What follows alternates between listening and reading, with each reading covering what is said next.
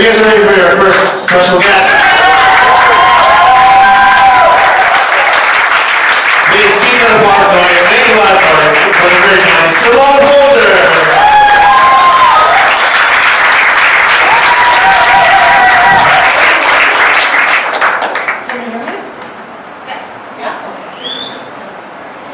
Thanks for coming out. Hello. I can't hear you. You can't? Can you hear me now? No? Yep. Okay, you should be able to hear me now. Yeah? No? What the fuck? Jesus! It's not you, it's that. Exactly, it's not me. Okay, you can hear me now because I can hear me now. So, my name's Simone, and before I get started, I'll tell you a little bit about myself. Don't let this resting nice face and pleasant disposition fool you. I hate everything and everyone.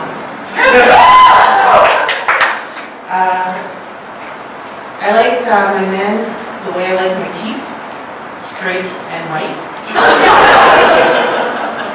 And I look like a millennial, but I'm not. I'm Generation X, like the elder Generation X. And what that means is I get great insurance rates, and I can fuck you or your dad really well.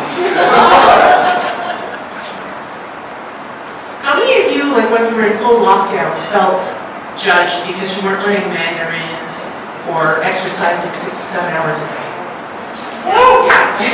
Yeah, I felt judged too. But the thing is, I wanted to learn stuff that would give me an advantage for when we were allowed to go out, get naked, and get a fuck on again. You know, so one of the things I tried to learn was how to squirt. It was difficult. Squirting is hard. Okay? It requires a level of friction that I am not comfortable with, and focus and concentration that I just don't have. So I gave that up pretty easily. But something else that I noticed, I only noticed it during quarantine.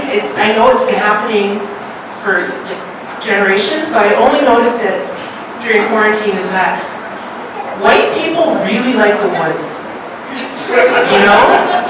Every white person I know has been like, oh, I need to clear my hair, I'm going to go into the woods. And I'm like, why? Why would you do that?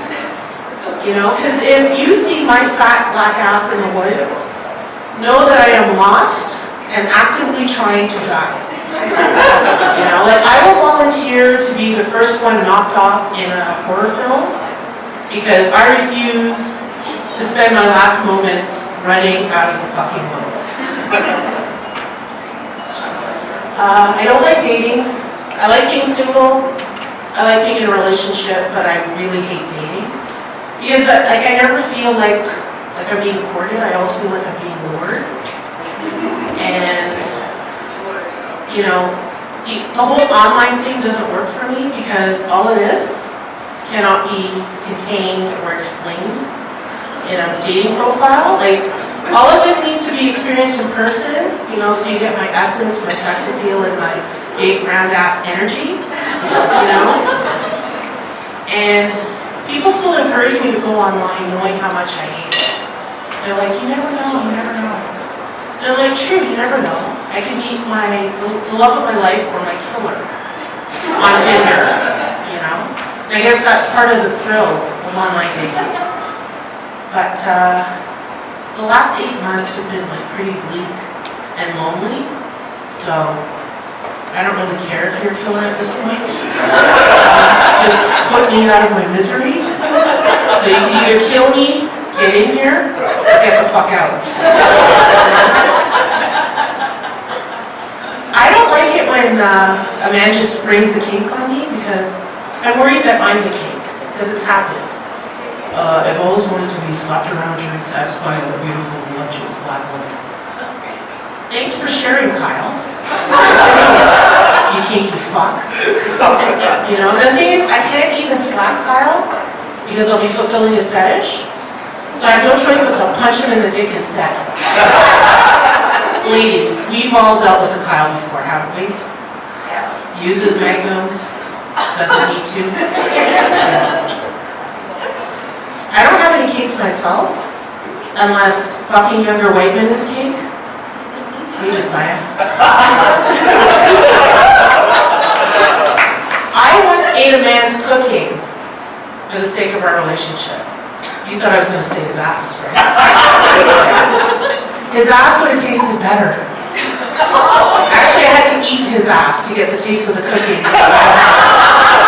That was horrible, horrible. People like to ask me why I'm still single. And I tell them I'm still single because I was cursed. Like, I was cursed when I didn't forward that chain email back in 1997. You know? The one that said, you know, if I didn't forward it to 100 people within 3 minutes, my sweet wet-ass pussy would go to waste. That one. It's still working. The most awkward part about having this post-baby body is the fact that I haven't had any babies. I feel like I haven't earned it. And I am on the fat spectrum, in case you were like all blind.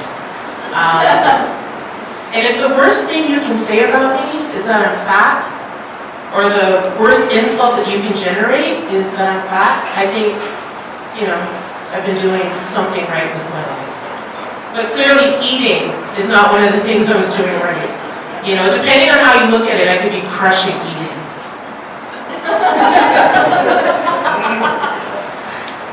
But the thing is, whenever I say I'm fat, there's always somebody that goes, oh, no, don't say that. You're beautiful. You're very pretty. And I'm like, bitch, I know. I said I was fat, not ugly. Jeez. You know, I do have a medical condition, though. It's called, bitch, put that burger down.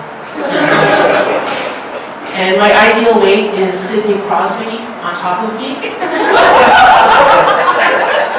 And the thing is, I'm not going to let my weight stop me.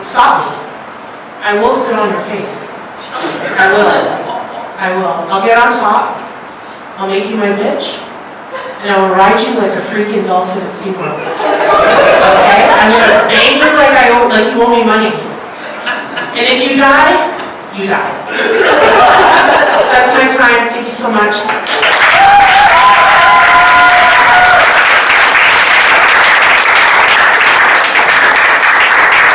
Well, here we go, Simone.